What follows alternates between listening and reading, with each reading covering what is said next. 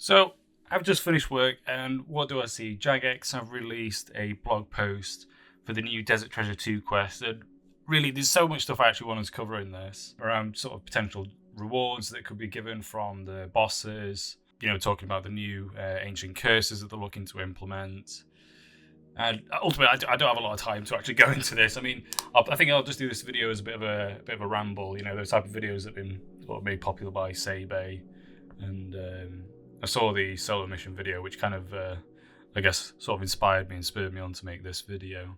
So there's a bunch of different bosses that are coming out after the completion of the Desert Treasure 2 quest, 4 repeatable bosses. And they've said the difficulty of these are going to range from around 4 CAF to maybe slightly higher than that in terms of difficulty. But the difficulty of those they've said is actually going to sit below that of the raid level bosses. And because of that, the actual rewards are going to sit below raid level as well. But I'm not exactly sure what that's supposed to mean. I mean, some of the raid level bosses are actually easier than some of the bosses which sit outside of raids, in my opinion. And some of the drops from those bosses outside of the raids are actually BIS inside the raids. I mean, I could pick a few to make the point, but the reality is, I think it's a bit of a throwaway statement. I don't think they should personally make the rewards rubbish because they sit outside of a raid. They need to make them rewarding, but perhaps just in a different area, which is what I think they may try to do. But I guess it really depends on how receptive the player base is to that. I mean, ultimately, I think what Jagex is trying to do, and I think they're managing it quite well, is actually allowing for power creep actually in the game, which they obviously are with the implementation of all the drops that they've been releasing in the past, but spreading it out throughout different areas in the game, creating niche items which excel in a few small use cases, with the occasional big hitter to shake up the meta, things like Shadow Tunicum, for example. And I think they really need to continue down this path. Basically, breadth to the creep, but also the occasional depth addition to the creep, if that makes sense. Think of the Inquisitor's armor set. I mean, it's good in a few places, but it's not BIS everywhere. You may want to use it where you want to land hammers at Tecton, for example, but you wouldn't have everyone else running in the team with Inquisitors. You'd have most people running Torva.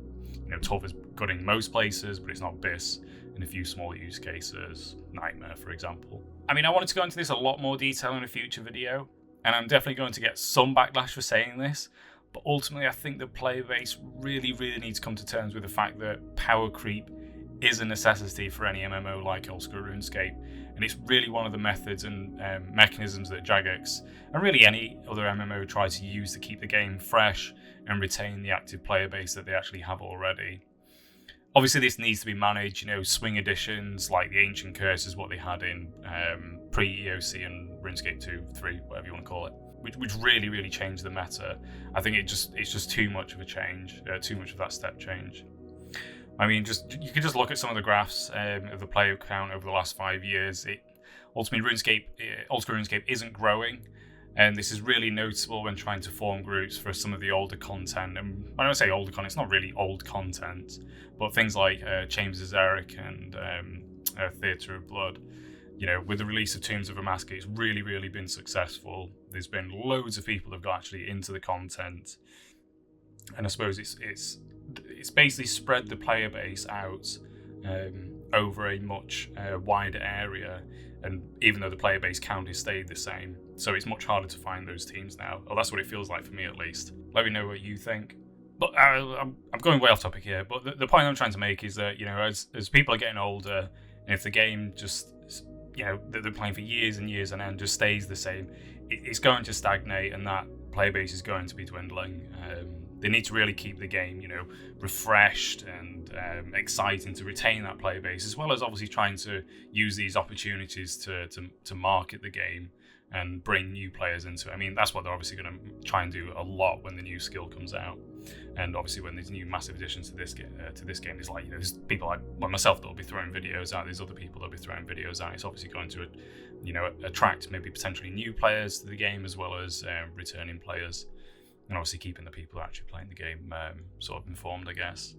But anyway, what I wanted to cover in this video are a few areas which I think the Virtus roads can go down. I don't really want to touch on Curse's spellbook as such, because I think there's going to be quite a few videos over that.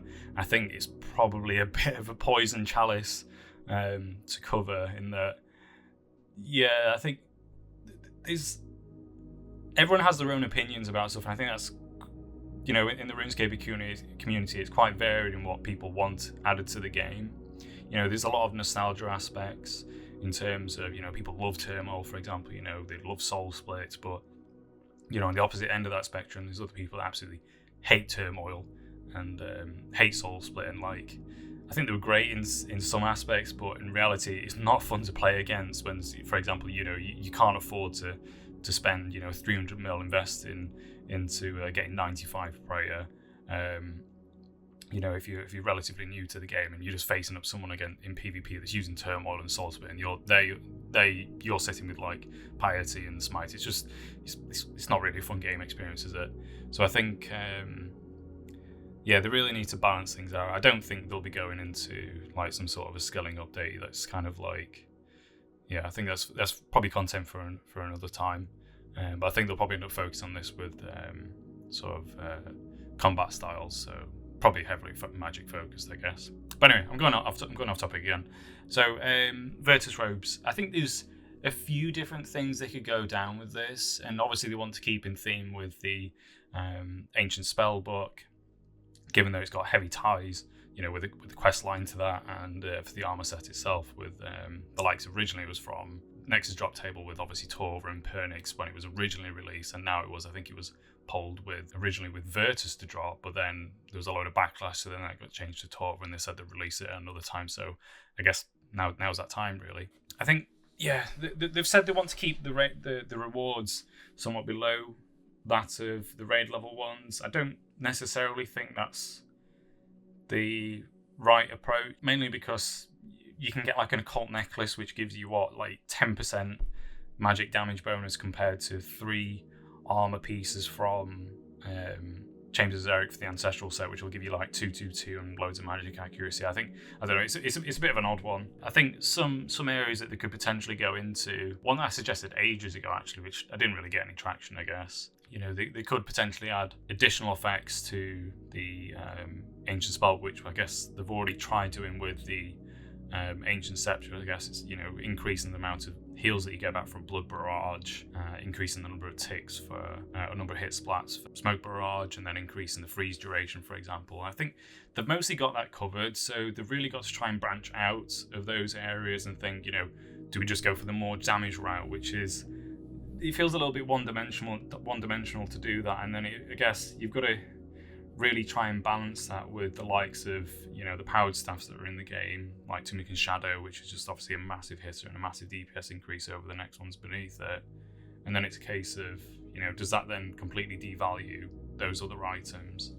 So what areas could they do? Could they potentially add some effect in terms of damage over time with each of the spells, not just in the poison damage that comes from Smoke Barrage or Smoke Blitz or anything like that, but say for example, let's say we hit 30 with a Blood Barrage, you then have ticking damage afterwards, which can keep you sustained for maybe longer periods of time. So instead of just getting that instant heal, you could get back a little bit extra health. So maybe if you're tanking multiple mobs, I don't know, in the Inferno, you get a heal off, you run to another pillar, and it just gets that ticking heal to heal you 1 or 2 points, which I don't know, could save you. It could be, could it act like a tick heat or something like that? I don't know. For the Ice Barrage spells, could you add some sort of effect that allows you to catch a refreeze? Is there some sort of pity timer where or pity effect where, let's say, if you splash from one freeze, you then have an increased accuracy for the next freeze? Could there be something in terms of the Virtus armor which increases your magic level? Could they bring out new spells like buff spells? So instead of being 90, I don't even know what's Ice Barrage, 94 magic, instead of that they release a new spell which requires, I don't know, 105 magic, and the only way you can get to that is to not from level into 120. Absolutely not. I'm not suggesting that. Before anyone comments that, I do not want that in the game. But could these magic armor pieces, increase your magic level as a static increase, so that you have access to these new powerful spells? so that potentially in situations like in PvP, if you need to use these spells, you actually need to wear this armor, or you need to be, using some form of like a, what's the equivalent of like a Bastion potion, something like that, boost your magic level over to get access for these. I know it's just a few different ideas. I'm trying to think of sort of other areas. Yeah, I'm not a massive fan of the current suggestion in terms of allowing, sort of mobs that can't be frozen. I mean, where are the limits with that? And I think it becomes quite complex in terms of things like in PvP situations where you're allowed to do one thing but in a PvM scenario, but you're not allowed to do it in a PvP situation. It just makes the game overly complex, and I'm really not a fan of any additions like that being actually added to the game. So I mean, like what? So you can freeze Akka or something, and then that just completely nullifies a lot of his mechanics. It just feels like he's just going to absolutely break the game and just become an absolute mess. So I don't think that's the route for. I mean, could you like freeze Tecton and stop him from going back to the anvil? I don't know. It just feels a bit weird. Maybe the one for allowing monsters to be actually be poison. I think that's maybe okay. Not too bad a suggestion. I think. What could you do in terms of? Could you buff that in terms of, instead of something like that, could it apply a low level venom that eventually starts ticking up to maybe not 20 damage, but maybe like 10 damage or something, or maybe even 20 damage, because it ticks. What happens every time a venom ticks? Does it increase the damage? I mean, you can tell that I don't PvP much because it's never even works in PvM. So in group activities, you can have people that focus on different areas. So, for example, you wouldn't all bring, the Ancient Magic spellbook to apply something like this venom, for example, because only one venom can be active. So you just have one person doing it, just to slightly increase the damage over time for the entire team. Maybe it increases your damage and it keeps it in par with everyone else, or maybe it's slightly better to do that. But then I suppose it affects things like MVP bonuses. So ultimately, you probably want to balance it out so that it roughly equals. Maybe just higher than where you were previously. I don't know. Maybe they need to do a bit of balancing on it. In terms of like, if we continue down that theme of increasing the magic level, for example, could the new spells be unlocked through scrolls from the bosses? But then maybe I guess for Iron Men that's not maybe that great, because it just gives them extra stuff that they have to go and grind to maybe to remain competitive. So I don't know, maybe they do them based on the pity timers like they've done, like they're suggesting with the ancient scepters, shards and stuff. I think there's loads of stuff they could do. For such an iconic piece of gear, I really think they need to sell it quite well. I don't think, letting it sit under Ancestral is really the best answer. I think it really needs to be equal to that, but maybe, like I said, in these other areas in terms of creep, it's just excelling in a niche use case. I think it really opens up areas. It would introduce actually quite a lot of skills. Like, for example, I mean, I know when Thralls first came out, there was no end when people were doing Chambers of Xeric. There were people just allowing the Thralls to just keep on hitting the mage hands at Olm, or the melee hands at Olm, where it was just continually healing, or it'd eventually just kill it, and the other hand wasn't ready because it wasn't low enough on damage. That tick damage just continually ticked over. So I think it's just areas that, although maybe it would increase DPS over time, for example, it would be an element of skill to being able to manage that and allow it to kill NPCs at the same, kill NPCs at the right time. With these damage over time effects, maybe it's an increase in DPS overall, but it's not an increase in DPS if you continually switching targets, for example. You still want those good big hitter weapons or fast hitting weapons, for example. You wouldn't want to use it on something that's got low health, because ultimately you're not going to be able to get full benefit of that. For something that's got a high amount of health, which the fight lasts a long period of time, maybe for that it's something that's much more viable. Could they increase the radius of the barrages, so instead of hitting a 3x3, it's hitting a 4x4, maybe for overall higher damage overall, but actually lower individual damage, so it's not too massive of a step change in XP per hour that you get from like bursting, for example. Or maybe instead of a 3x3 or a 4x4, it's a 2x2 but increased single target damage. There's loads of different avenues that you can go down this, and I think what's great is that obviously they're given time for the player base to actually suggest these ideas and come up with these ideas. Anyway, those are just a few of the small things I was thinking of suggesting for the gear, and what what could be implemented with it. I'd love to hear everyone's suggestions below and what they think should actually happen with the gear. You know, should it increase magic levels? Should it be increased to something arbitrary, just increasing the freeze duration? I think maybe it's just a little bit boring, to be honest, in my opinion, but others I know maybe quite like that. Should it increase the damage? Probably not, but I don't know. Let me know in the comments below what your thoughts are. And as well, I've also set up a giveaway bot on my Discord, and for the one of 5 viewers that's probably listening to this on this very small channel, I'll do a giveaway. I think I was going to go for a Dinsball work. Should we do Dinsball work? No, not do Dinsball work. We'll go for a full Justy set. We'll do a full Justy set. We'll do helm, chest, and legs. I think in celebration of the Inferno videos that I released the other week. I know I think it was the Infern cells in the Weedo Raids Discord, Weedo Raids Inferno Discord, were